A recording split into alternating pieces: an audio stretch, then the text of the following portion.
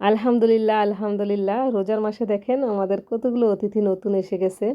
তো আজকে আপনাদের সাথে শেয়ার করব। আর আমি আজকে একটা শখের অনেক দিনের একটা শখের জিনিসও কিনলাম। হ্যালো এভরিওয়ান, আসসালামু আলাইকুম। আশা করি সকলে ভালো আছেন। আলহামদুলিল্লাহ, আমরাও ভালো আছি।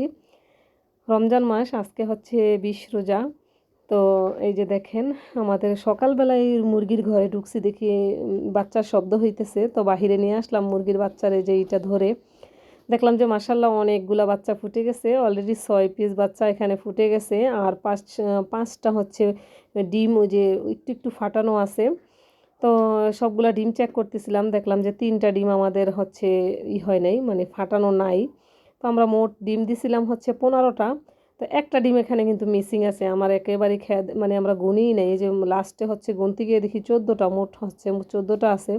তো এই যে দেখেন, আমি হচ্ছে যখন দেখি যে একটু ফেটে আছে, তখন হচ্ছে আরেকটু ফাটিয়ে ঠোঁটটা হচ্ছে বের করে দেই। এতে হচ্ছে ওদের শ্বাসটা নিতে আর কি সুবিধা হবে। তো মাসাল্লাহ এগুলা কিন্তু আমাদের দুপুরের মধ্যে সবগুলা বাচ্চা হচ্ছে বের হয়ে যাবে। তো এখানে 6টা আছে, আর হচ্ছে এখানে হচ্ছে 5টা আর কি। 6টা আর হলো 5টা, 11টা। তো লাস্টে হচ্ছে আমরা দেখলাম যে একটা বাচ্চা হচ্ছে, মানে একটা ডিম মিসিং আছে, আর 3টা হচ্ছে নষ্ট হয়ে গেছে, ওই 3টা ফেলে দিব। তো এখানে সবগুলা বাচ্চা করে, তো আমরা একটা ডিম খুঁজে পাচ্ছিলাম না। পরে হচ্ছে দেখেন, আপনাদের সাথে শেয়ার করব একটু পরে, যখন মুরগির ঘরে এই ডিমগুলো নিয়ে যাব, তখন হচ্ছে আমরা কল্পনাই করি না যে বাচ্চা একটা নিচে পড়ে আছে। তো এখানে মাসাল্লাহ বাচ্চাগুলো দেখে আমার খুবই ভালো লাগতেছে। আর এখানে কিন্তু আমাদের গলাশিলা বাচ্চাও হয়েছে। আর আমাদের সাদা মোরগটা ছিল তখন আর কি, তো সাদাও কয়েকটা বাচ্চা বের হয়েছে। একটু বড় হলে আপনাদের সাথে শেয়ার করব যে কোন বাচ্চাটা কোন কালার হইলো আর কি। তো আলহামদুলিল্লাহ, আমরা আজকে মানে আমাদের সমস্ত ডিম যখনই আমরা বসাই, তখন হচ্ছে আমাদের 18 দিনের মধ্যেই সবগুলো বাচ্চা বের হয়ে যায়। মুরগি কুচে বসালে হচ্ছে মুরগির কিন্তু অনেক মুরগির ডিম 21 দিনে ফুটে। মেনলি হচ্ছে মুরগির ডিম 21 দিনেই ফুটে। তো আলহামদুলিল্লাহ, আমাদের এই পর্যন্ত আমি যত মুরগি কুচে বসাইছি, আমাদের সমস্ত মুরগি কিন্তু 18 দিনে ফুটে যায়। 17 দিন শেষে 18 দিনে ফুটে যায়। তো আমাদের এইবারেও বাচ্চাগুলো দেখলাম 18 দিনেই ফুটছে। তো মুরগির ডিমের এই খোসাগুলো কি আপনারা ফেলে দেন নাকি কী করেন? ছোটোবেলায় এগুলো দেখতাম আম্মা হচ্ছে ঝাড়ুর শলার মধ্যে ঢুকিয়ে তারপরে রেখে দিত। আর এই যে দেখেন, আমরা ঘরে যখন আসছি, দেখি একটা বাচ্চা কোন সময় যে এটা হচ্ছে মনে হয় প্রথমে ফুটছিল আর কি। তো এটা যে কোন সময় উপর থেকে একেবারে চিপার মধ্যে পড়ে আছে, ওকে খুঁজেই পাইতেছিলাম না। লাস্টে হচ্ছে ওকে মানে একদম চিপার মধ্যে গিয়ে খুঁজে পাইছি। তো ওর এই যে দেখেন, ঘাড়ের মধ্যে হচ্ছে মানে হয়তো বা কিছু ঘষা খেয়েছে, ঘষা খেয়ে হচ্ছে ঘাড়ের এখান থেকে একটু চামড়া হচ্ছে উঠে গেছে। তো ওকে হচ্ছে এই যে নিয়ে তারপরে হচ্ছে ওর মানে এখানে আমি একটু মলম লাগিয়ে দিব। আর মুরগির হচ্ছে এভাবে একটু হাত টাত বা ঘাড়ের এখানে একটু ছুলে গেলে বা চামড়াই হয়ে গেলে আমি কি করি, সরিষার তেল আর হচ্ছে হলুদ, কিন্তু একটা অ্যান্টিবায়োটিক, হলুদ আর সরিষার তেল একসাথে মিক্স করে লাগাই দিই। তাহলে কিন্তু মাসাল্লাহ অল্প দিনের মধ্যে সেরে যায়। আর এই যে দেখেন, আমি একটা কি জিনিস কিনছি, এটা কোন কোন আপুরা ইউজ করছেন আমাকে কমেন্টে জানাবেন। আমি অনেক দিন থেকেই ভাবতেছি কিনবো কিনবো, কিন্তু কিনা হচ্ছে না। তো আজকে হচ্ছে মার্কেটে গেছিলাম ঈদের কেনাকাটা করতে। তো গিয়ে হচ্ছে এই যে দই মেকারটা কিনে নিয়ে আসলাম।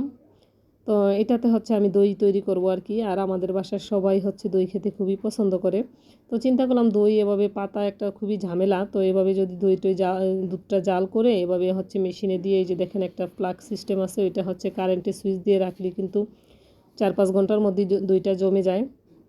আমি পরে হচ্ছে একদিন আপনাদের সাথে শেয়ার করব যে দই কেমন হইলো, ওই ভিডিওটা যখন করব আর কি, তখন একদিন শেয়ার করে দিব। তো রমজান মাসে এবার আমাদের হচ্ছে মাছের বাজার করা হয় নাই। অনেক মাছ ছিল ফ্রিজে, তো মাছ সব শেষ হয়ে গেছে। তো চিন্তা করলাম ঈদের পর কিন্তু আবার হচ্ছে মাছ টাছ এগুলো হচ্ছে দোকান টোকান বন্ধ থাকবে, বা মাছের তরকারি সব কিছুর দাম কিন্তু একটু বেড়ে যাবে। তো চিন্তা করলাম মাছের বাজারটা করেই ফেলি। তো আজকে হচ্ছে বিভিন্ন ধরনের মাছ নিয়ে আসছে। এখানে হচ্ছে তেলাপিয়া মাছ, তারপরে হচ্ছে বিশাল বড় সাইজের একটা পাঙ্গাস মাছও আনছে।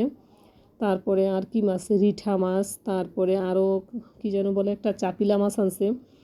তো এই মাছগুলো সব কাটবো রোজা রেখে। আজকে অনেক পরিমাণ কাজ করছি, এতটাই কষ্ট হয়েছে, মানে মাছগুলো কাটতে খুবই কষ্ট হয়ে গেছে। তো বেশি পরিমাণে মাছ নিয়ে আসছি, যাতে ঈদের পরে হচ্ছে অনেক দিন চলে যায় আর কি, এই জন্য। তো এখন হচ্ছে আমি দেখেন সবগুলা মাছ কিন্তু কেটে নিব। মাছগুলো পরিমাণে কাটাটা ছাড়িয়ে নিয়ে আসছে। আর আমি এখন হচ্ছে পাঙ্গাস মাছটা আর কি, সবসময় আমরা আস্ত কিনি, ওটা বাসায় ডলে পরিষ্কার করে তারপর হচ্ছে কাটি। তো এই যে পাতাটা দিয়ে হচ্ছে আমি পাঙ্গাস মাছগুলো পরিষ্কার করব আর কি। ভিডিওটা দেখতে দেখতে ভিডিওর কোনো অংশ যদি ভালো লেগে যায় প্লিজ আমার চ্যানেলটা সাবস্ক্রাইব করে আমার পাশে থেকে যাবেন আর একটা লাইক দিয়ে দিবেন। আমার প্রায় সবগুলো মাছই কাটা হয়ে গেছে, আর এখন হচ্ছে পাঙ্গাস মাছটা আর কি একটু পরে কেটে নিব।